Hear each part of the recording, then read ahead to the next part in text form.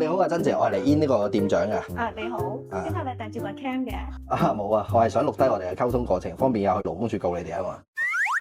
講下笑啫，趕時間啊，可以開始未啊？可以，坐啊。好。咁我哋而家開始啦。係啊，麻煩介紹下你哋公司先啦。我哋公司咧係做自流海鮮同潮汕牛肉任食嘅，有兩個爐，一邊打邊爐，一邊蒸海鮮都得。另外咧，我哋仲有個龍蝦任食餐嘅。得，呢個餐牌都有睇啦，唔使你介紹嘅。我想了解嘅係貴公司點解約我上嚟見工咧？因為你琴日打咗電話俾我咯。你誤解咗啦，我意思係點解其他人都打咗電話俾你，而你哋係都要揀我咧？等等，係你邀我定我邀你啊？咁當然係你邀我啊，你老闆啊嘛。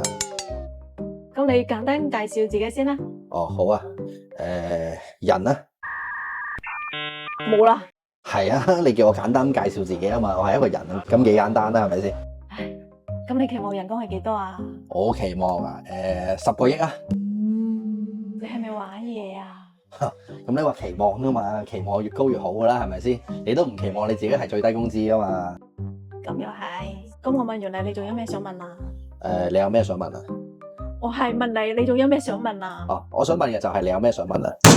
阿珍姐啊，咁你依家係咪決定唔用我啦？唔係，你通過咗啦，你以後就係店長啦。咁都得？係啊，以後再慢慢玩死你。